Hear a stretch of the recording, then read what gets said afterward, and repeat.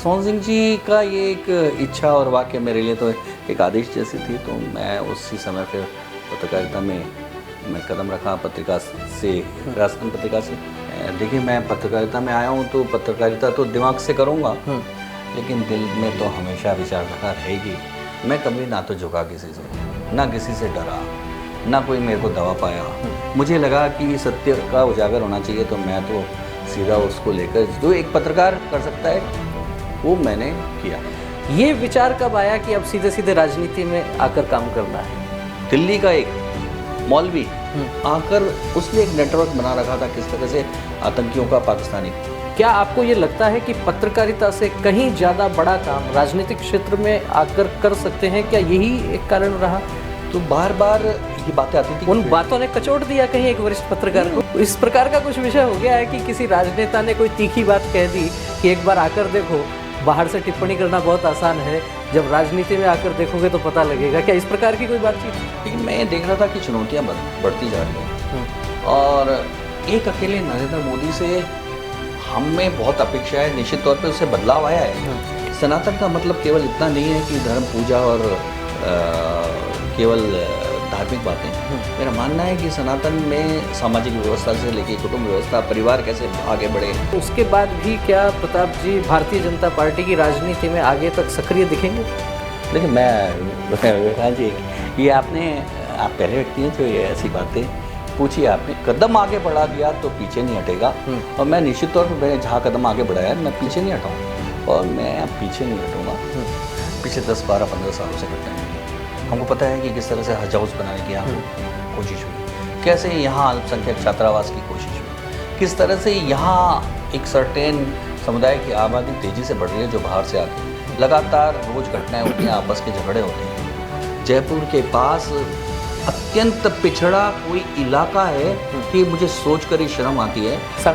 हाँ, सांगानेर टिकट एक व्यक्ति को मिलेगा, 19 लोग यदि टिकट से वंचित रहते हैं, तो क्या भाजपा को इस चुनाव में सांगानेर में कहीं कोई खतरा नजर नहीं आता? कि दावेदार होंगे, लेकिन मेरा फूल कमल का फूल है। बीजेपी में मैंने एक साल एक विस्तारक के तौर पे दिया था 1991 में, जब ओम प्रकाश जी माथुर जब संगठन मंत्री बन के आए, उसी समय चुनाव आ गए थे जिसमें राजीव गांधी जी की हत्या।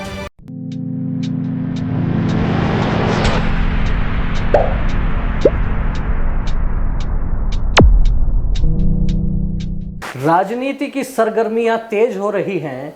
वैसे तो राजस्थान में ये मौसम सर्दी की आहट देने वाला होता है, लेकिन राजनीतिक तापमान लगातार बढ़ता जा रहा है।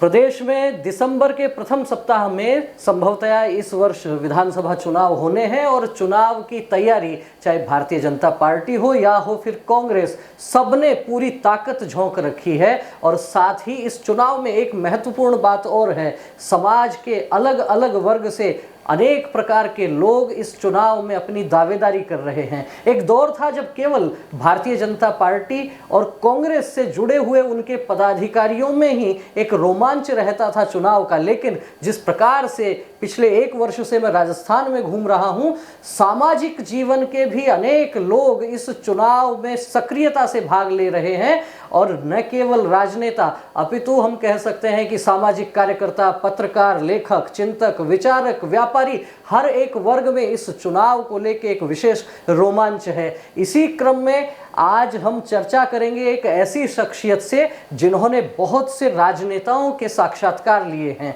जिन्होंने अपनी वाणी से और अपनी कलम से राजस्थान की राजनीति को लेकर अनोखे अनकहे अनेक किस्से जनता के सामने रखे हैं। जी हाँ, मैं बात कर रहा हूं प्रदेश के वरिष्ठ पत्रकार प्रताप जी राव की। प्रताप जी, आपका बहुत बहुत स्वागत है। प्रताप जी सांगानेर से इस समय भारतीय जनता पार्टी से टिकट के दावेदार हैं। लंबे समय से आप पत्रकारिता के क्षेत्र में उल्लेखनीय कार्य करते हुए आप सबने भी देखा होगा, अनेक चैनल्स पर आपने प्रताप जी के साक्षात्कार आमने सामने देखा होगा, अनेक चैनल्स पर भी आपने देखा होगा, और उसके पहले प्रिंट मीडिया में भी आपका काम रहा। लेकिन केवल इतना ही विषय नहीं है, विषय ये भी है कि उसके पहले भी कहीं ना कहीं सामाजिक जीवन की शुरुआत हो गई थी। तो बात करते हैं प्रताप जी से। सबसे पहले आपसे जानना ये चाहेंगे कि जब आपका अध्ययन हुआ उसके बाद में सामान्यतः ये देखा जाता है कि व्यक्ति की एक जो विचारधारा है वो कहीं ना कहीं स्टूडेंट लाइफ में एक मोड़ लेने लगती है, कहीं से प्रभावित होती है। किस प्रकार की रही स्टूडेंट लाइफ आपकी, और किस विचार से किस प्रकार प्रभावित रहे? विज्ञान जी, जैसे आप तो जानते ही हैं, लेकिन मैं बाकी आपके दर्शकों को बताना चाहूँगा कि मैं मूलतः एक संघ परिवार से होने के कारण बचपन से संघ का स्वयंसेवक और संघ की शाखाओं की जिम्मेदारी ली। जब कॉलेज में आया तो विद्यार्थी परिषद का कार्यकर्ता रहा, विद्यार्थी परिषद का पूर्णकालिक कार्यकर्ता रहा और लगभग 10 वर्ष तक विद्यार्थी परिषद के लिए काम किया, यहाँ अनेक स्थानों पर रहा। उसके बाद जब मैं वापस पूर्णकालिक से लौटा तो मैं परीक्षा की तैयारी कर रहा था जी। और परीक्षा की तैयारी कर रहा था। मुझे उस समय प्रांत प्रचारक सोहन सिंह जी थे, उन्होंने बुलाया। उन्होंने कहा कि प्रताप, पत्रकारिता एक बड़ा चैलेंज वाला, चुनौती वाला कार्य है और यहाँ एक विशिष्ट यानी कि वामपंथी विचारधारा बहुत ज़्यादा हावी है और क्योंकि वामपंथी विचारधारा हावी होने के कारण अपने जो विचार हैं वो पूरी तरह से सही ढंग से नहीं आ पा रहे, तो हमें उस क्षेत्र में जाना चाहिए। सोहन सिंह जी का ये एक इच्छा और वाक्य मेरे लिए तो एक आदेश जैसी थी, तो मैं उसी समय फिर पत्रकारिता में मैं कदम रखा। पत्रिका से, राजस्थान पत्रिका से शुरुआत की, गंगानगर बीकानेर जैसे बॉर्डर पे भी रहा, वहाँ पत्रकारिता की जी। फिर वापस आया। वापस आने के बाद एक महानगर टाइम्स उस समय शुरू हुआ था, कहा था कि अपनी विचारधारा से वो होगा, तो मैं वहाँ भी कुछ समय के लिए रहा। उसके बाद जब इलेक्ट्रॉनिक मीडिया शुरू हुआ जी, तो ईटीवी की शुरुआत थी, देश में भी रीजनल चैनल्स और इलेक्ट्रॉनिक मीडिया का विस्तार हुआ था। तो शुरुआती दौर में ही मैं यहाँ एडिटर बन के आया और उसके बाद फिर आपको पता ही है कि तो राष्ट्रीय स्वयंसेवक संघ और अखिल भारतीय विद्यार्थी परिषद में आपने जिस तरीके से काम किया, उसके बाद जब आप पत्रकारिता में आए तो सामान्यतः ये कहा जाता है कि पत्रकारिता में उस दौर में तो खासतौर पर वामपंथियों का बोलबाला था ही। किस प्रकार की चुनौतियां, कोई एक दो कोई प्रमुख घटनाएं ऐसी ध्यान में आती हैं कि संघ का कार्यकर्ता होने के नाते कुछ परेशानियां हुई उस क्षेत्र में काम करते हुए? देखिए, मैं नाम तो नहीं लूँगा, लेकिन लगातार विषय है। मैं जब ज्वाइन किया तो हमारे एडिटर ने कहा कि तुम विद्यार्थी परिषद के कार्यकर्ता हो और पत्रकारिता में तो विद्यार्थी परिषद चलेगी नहीं।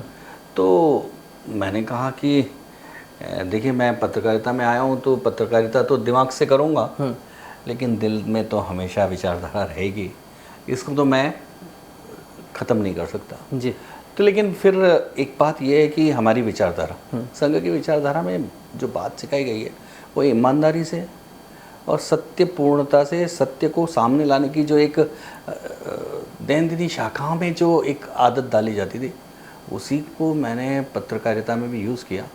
मेरे सामने अगर कोई गलत व्यक्ति की बातें आई तो उस बात को उठाने में मैंने कोई वो कहाँ से, किधर से, किस गुट का है, कौन है, इसकी कोई वो नहीं सोची। तो ये संघ की शाखाओं का, संघ के विचार का एक परिणाम था कि मैं कभी ना तो झुका किसी से, ना किसी से डरा, ना कोई मेरे को दबा पाया। मुझे लगा कि सत्य का उजागर होना चाहिए, तो मैं तो सीधा उसको लेकर जो एक पत्रकार कर सकता है वो मैंने किया। बहुत काम किए पत्रकारिता में, बहुत बड़े बड़े नेताओं को आपने सामने बिठा के बहुत तीखे सवाल भी पूछे हैं।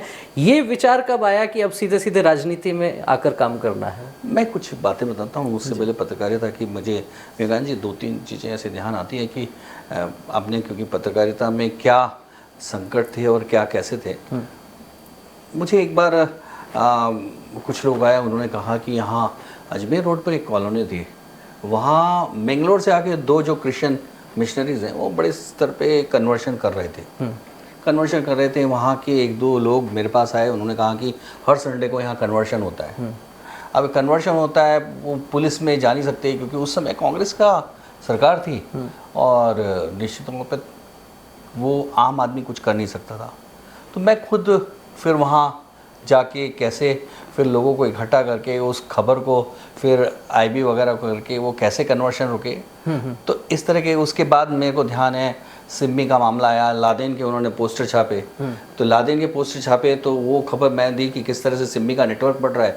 उसके बाद यहाँ सिम्मी पे प्रतिबंध लगा, जो फूटा खुर्रा में वहाँ जाके उनका ऑफिस था, वहाँ जाके पुलिस ने छापा मारा, पकड़ा, आपत्तिजनक सामग्री पकड़ी। हालांकि उसके दौरान थ्रेट काफ़ी आए, काफ़ी कुछ धमकियाँ मिली। उसके बाद ये जो गोपालबाड़ी में एक बांग्लादेशी बस्ती थी, बांग्लादेशी बस्ती में तो ये हाल था विवेकानंद जी कि मैंने लगातार रोज एक रिपोर्ट देता था जी। और ये मैं शुरुआत की थी 98 में शुरुआत की और 2002 तक मैं ईटीवी में आ गया जी। अखबार से इलेक्ट्रॉनिक में आ गया, लेकिन लगातार उस खबर को पीछा करता रहा। तो अशोक गहलोत जी की गवर्नमेंट ने जाते जाते इस कॉलोनी को शिफ्ट किया था। उसमें किस तरह से बांग्लादेशी गतिविधियां हो रही हैं, कैसे लोग आते हैं, कहाँ आते हैं, कैसे कश्मीरी आतंकी भी यहाँ जो प्रेशर ले रहे हैं। अब्दुल करीम टुंडा जैसा आतंकवादी वो गाजियाबाद में अपने ट्रेनिंग सेंटर चलाता था, यहाँ उसके लिए एक वो स्लीपर सेल की तरह यहाँ के रहता था। तो ये सारी चीज़ें ऐसे बहुत सारे, एक अपने यहाँ मंत्री थे, उन मंत्री के यहाँ एक दिल्ली का एक मौलवी आकर उसने एक नेटवर्क बना रखा था किस तरह से आतंकियों का पाकिस्तानी। तो वो सारे, तो इतने सारे, मैं पत्रकारिता की बात करूं तो ये सारे। उसके बाद आपने जो कहा कि राजनीति में कूदने का कैसे मनाया, देखिए मैं पहले से ही सामाजिक कार्यकर्ता रहा जी। कुछ ऐसे विषय थे जो बार बार कचोटते थे और इतने लंबे समय के बाद हम लगातार सोचते रहे, क्योंकि जब राम जन्मभूमि के मंदिर का आंदोलन शुरू हुआ था, मैं आंदोलन में दोनों बार गया। जब मुलायम सिंह के समय कार्य सेवा हुई तब भी जंगलों के माध्यम में रहते हुए हम 15 दिन जंगलों में रहे, फिर पहुँचे। हमारे साथ के एक रामोतार जी गुप्ता को गोली लगी, उनके शव का पता नहीं लगा। तो ये सारी घटनाएं हुई, सारी देखी। लेकिन जब लगा कि अब दौर बदलेगा, हिंदू जग गया है, दौर बदलेगा और जो ये एक मानसिकता है, जो एक समुदाय की मानसिकता, जो राज करने की मानसिकता, जो प्रताड़ित करने की मानसिकता है, बदलेगी। क्योंकि हम परकोटे के थे, परकोटे में सारी चीज़ें देखते थे। बदलाव की आकांक्षा के साथ ही जी पत्रकारिता हुई, लगने लगा। लेकिन समय और ज़्यादा कठिन होता जा रहा है जी। और अभी जो मेरे पास जिम्मेदारी है, मैं जिम्मेदारी इस बात की थी कि हम कैसे आने वाली पीढ़ी को तक हम संस्कार पहुंचाए। तो कंटेंट के जरिए हम लोग पहुंचा रहे थे। पत्रकार हूँ तो कंटेंट के जरिए कैसे नई पीढ़ी तक हम अपनी विरासत को आगे बढ़ाएं जी। लेकिन लगा कि केवल इंटरनेट पे इस तरह के मुकाबले से नहीं होगा, ज़मीनी मुकाबला भी बहुत ज़रूरी है। ज़मीन पर कुछ ऐसे लोगों को खड़ा होना ज़रूरी है जो हमारी सभ्यता, संस्कृति और धर्म को लेकर कुछ सोच सकें। केवल ये एक मामला जो है कि विकास का नहीं है, ये मामला है कि आने वाले समय में हमारी क्या संस्कृति रहे, हमारे क्या संस्कार रहे, क्या जो हमारा धर्म है, क्या जो हमारी जो लगातार हमारी जो धार्मिक चेतना है वो क्या जागृत रहे, ये एक बहुत जरूरी था। प्रताप जी, क्या लगता है जिस तरीके से आप पत्रकारिता में आपने काम किया, बहुत चुनौतियां आई, बहुत सी स्टोरी ऐसी होंगी जिनको आज भी आप देखते होंगे तो मन में संतुष्टि का भाव आता होगा कि हाँ, मैं पत्रकारिता में आया और कुछ अच्छा मैंने करने का प्रयास किया। लेकिन क्या लगता है इस दौर में, क्या आपको ये लगता है कि पत्रकारिता से कहीं ज़्यादा बड़ा काम राजनीतिक क्षेत्र में आकर कर सकते हैं? क्या यही एक कारण रहा कि पत्रकारिता के साथ में अब सीधे सीधे राजनीति में आकर चुनाव लड़ने का मन बना है? हाँ विवेकानंद जी, एक तो बात तो है ही कि मैंने देखा कि हम पत्रकारिता में जब आते हैं तो हमारे हाथ में तो कुछ है नहीं, विषय उठाना है, हमारे हाथ विषय उठाना है, उसके लिए दबाव बनाना है।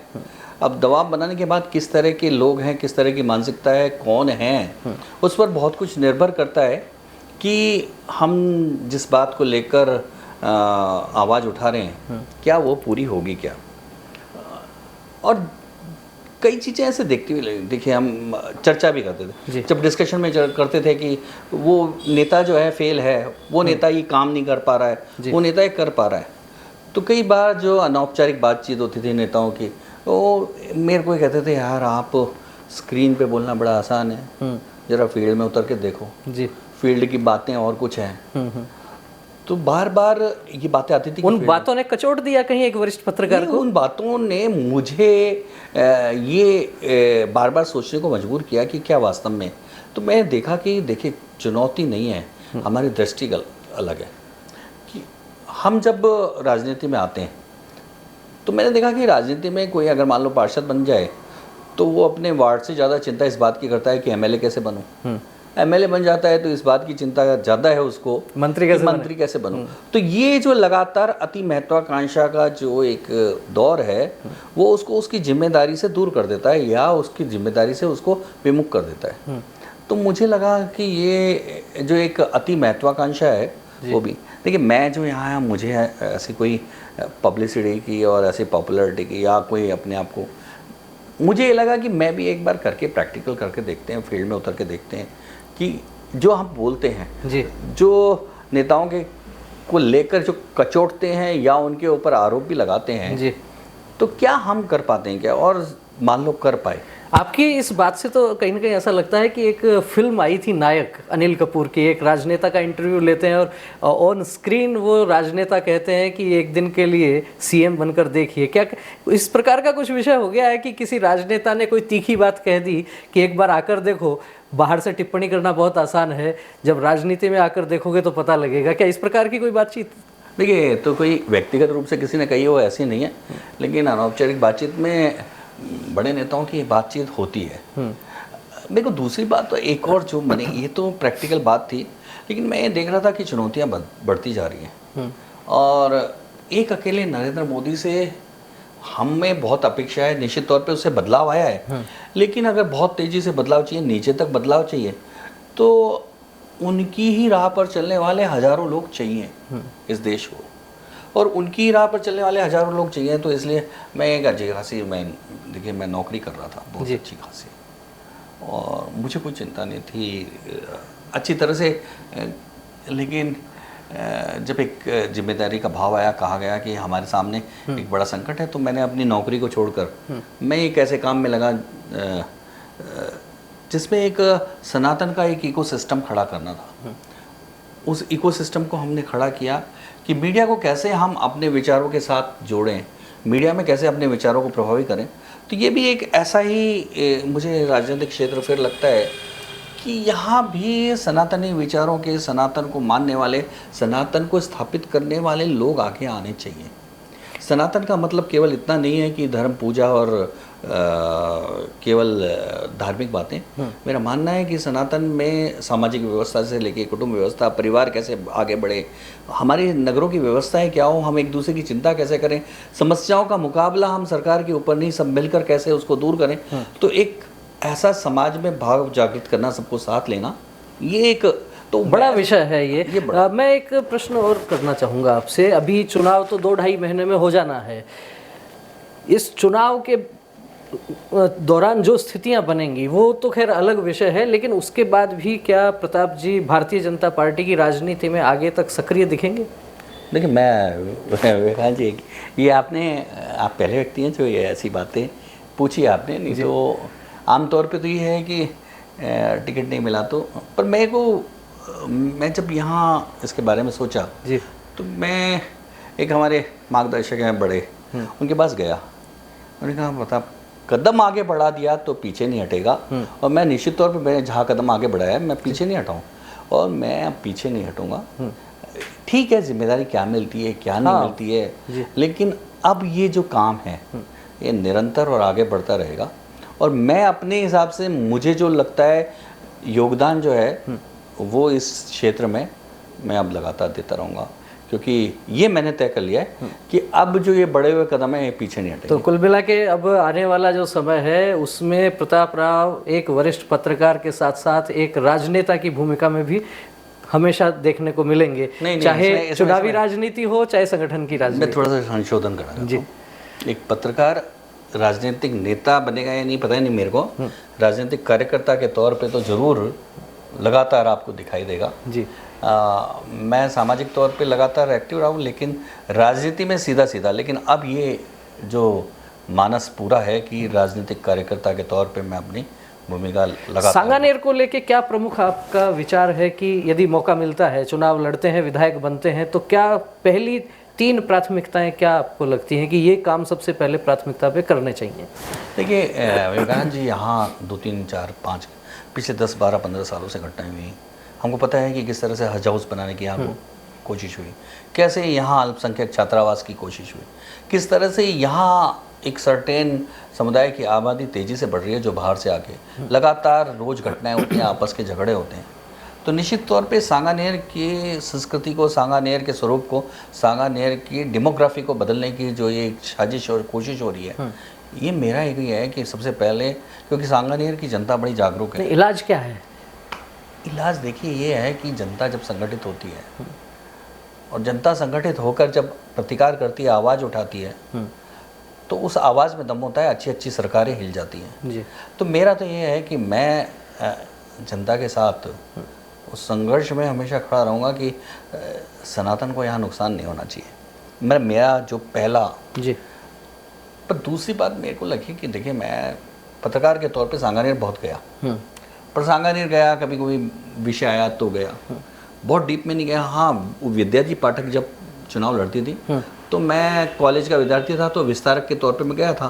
तब गांव थे, गांव में बिजली नहीं थी, ये इतना मेरे को पता ही रहता था। और तब सांगानेर छोटा सा कस्बा था, लेकिन अच्छा सा था, साफ सुथरा सा कस्बा था। लेकिन अब जब मैं सांगानेर के अंदर इंटीरियर में जा रहा हूँ, इतनी ज़बरदस्त, जयपुर के पास अत्यंत पिछड़ा कोई इलाका है कि मुझे सोच कर ही शर्म आती है। सांगानेर? हाँ, सांगानेर। आप देखिए, मैं भी पत्रकार के तौर पे बहुत प्रदेश और देश में बहुत घुमा हूँ, गांव तक गया हूँ, तो मुझे पिछड़े इलाकों में जाने के बाद लगता था बहुत पिछड़े, खूब स्टोरीज बनाई है कि ये प्रदेश का अत्यंत पिछड़ा इलाका है, यहाँ ये नहीं है, वो नहीं है। पर जब सांगानेर में गया तो मैं ये कहने लगा कि अपने पड़ोस में इतना पिछड़ा, राजधानी के पास में होकर भी इतना पिछड़ा है, तो मुझे लगा कि इसके साथ जानबूझकर भेदभाव बढ़ता जा रहा है। कारण है उसका, क्योंकि ये हमेशा सनातन के साथ है, कांग्रेस का कभी साथ नहीं दिया। कांग्रेस की सरकार आई तो इसके खिलाफ ही उन्होंने काम किया, भेदभाव बढ़ता है, यहाँ हमेशा इसको डंपिंग यार्ड बना दिया। वो एक द्रव्यवती नदी जो वसुंधरा जी ने एक बहुत अच्छी योजना शुरू की थी, मुझे लगता था कि द्रव्यवती योजना अगर सक्सेस हो जाती तो सांगानेर भी पर्यटन का बड़ा केंद्र बनता। एक बार बीच में टोकूंगा आपको, आपने जो कहा कि सांगानेर का क्षेत्र राजधानी से एकदम इतना नज़दीक का क्षेत्र है, फिर भी इतना पिछड़ापन है। इस समय वहाँ से विधायक भारतीय जनता पार्टी के अशोक लाहोटी हैं, उनसे पहले लंबे समय तक वहाँ विधायक भारतीय जनता पार्टी के वरिष्ठ नेता घनश्याम तिवारी रहे। एक प्रकार से सांगानेर को बीजेपी का गढ़ कहा जाता रहा।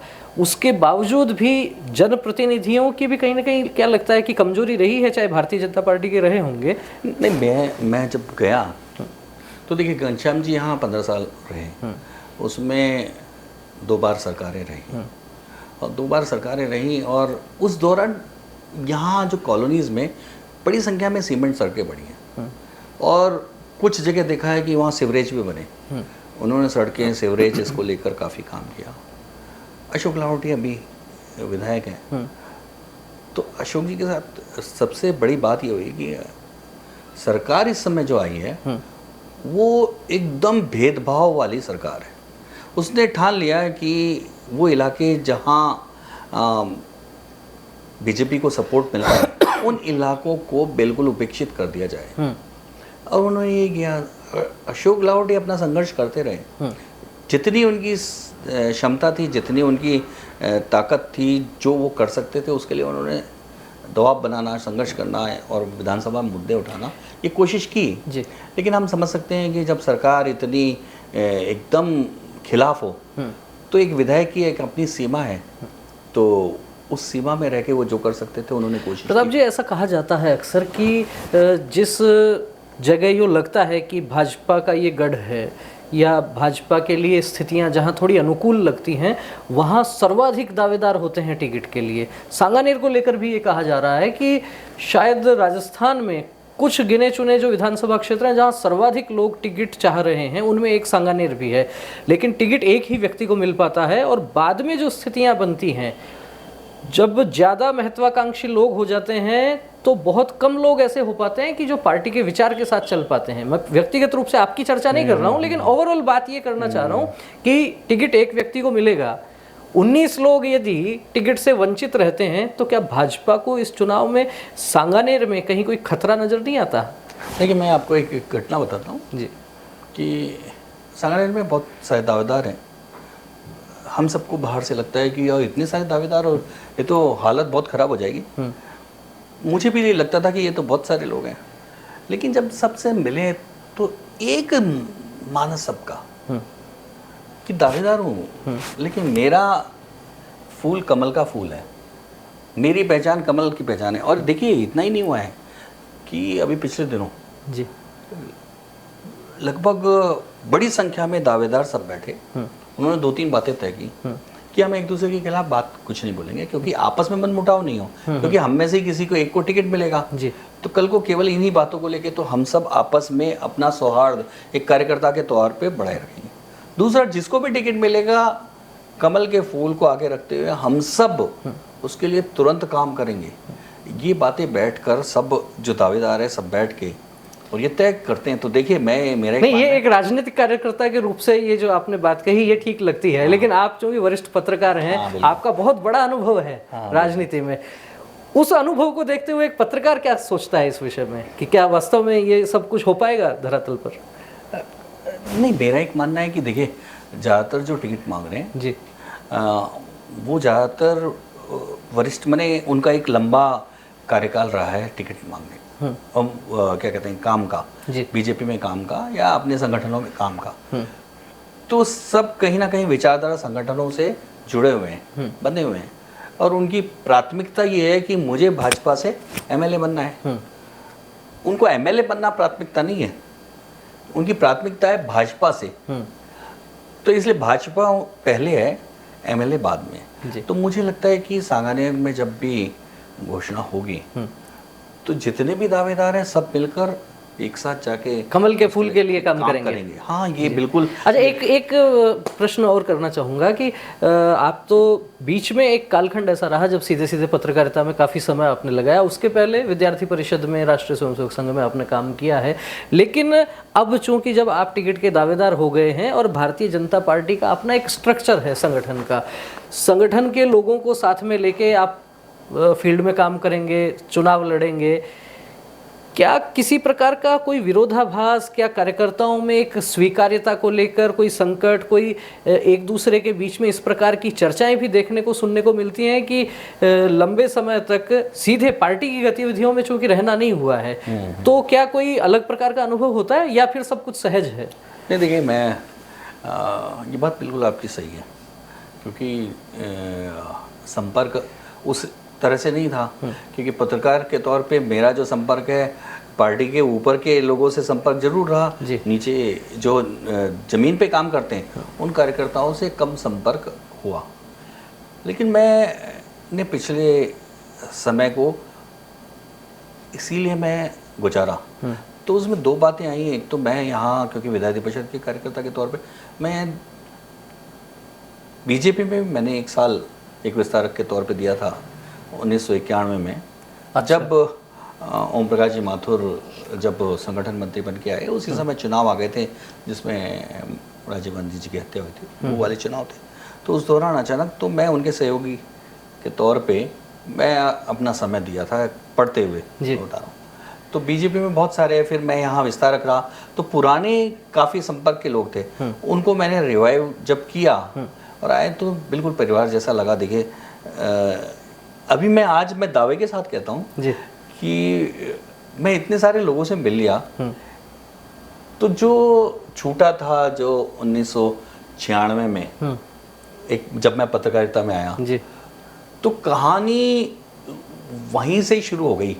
ऐसा नहीं हुआ कि 0 से शुरू हुई। तो ऐसा लगा कि नहीं, वापस में परिवार में वो जो संबंध थे वापस वो प्रगाढ़ हो गए। ठीक है, मिलना जुलना जो इतना नहीं हुआ, उस तरह के कामकाज नहीं हुए, लेकिन सब जगह से जो जिस तरह का स्नेह और उनका एक सहयोग मिल रहा है, वो निश्चित तौर पे ये है कि इस तरह की समस्या मुझे कहीं नज़र नहीं आ रही। जी, तो इस प्रकार की कोई समस्या नज़र नहीं आ रही, क्योंकि लंबा समय जो है वो संगठन के साथ में काम करते हुए और ख़ासतौर पर विचार परिवार के जो संगठन हैं उनमें काम किया है प्रताप जी ने। और अब चूंकि चुनाव का समय नज़दीक है, और एक बात ये भी इन्होंने स्पष्ट कर दी है कि दावेदार भले ही बहुत अधिक होंगे, लेकिन सबके लिए कमल का फूल ये पहली प्राथमिकता है। टिकट चाहे जिस कार्यकर्ता को मिले, सब लोग मिलकर कमल के फूल को जिताने के लिए काम करेंगे, नरेंद्र मोदी को मजबूत करने के लिए काम करेंगे। आने वाला समय बताएगा कि जिस तरीके से पत्रकारिता के क्षेत्र में प्रताप जी ने अपना प्रताप दिखाया है, राजनीतिक क्षेत्र में कितना प्रताप दिखा पाते हैं। आपको वीडियो अच्छा लगा हो तो इसे लाइक कीजिए, अधिक से अधिक लोगों तक शेयर कीजिए। फिर मिलेंगे किसी एक विशेष हस्ती के साथ, किसी एक विशेष वीडियो के साथ। तब तक आप देखते रहिए द विवेक व्यूज। बहुत बहुत धन्यवाद। नमस्कार।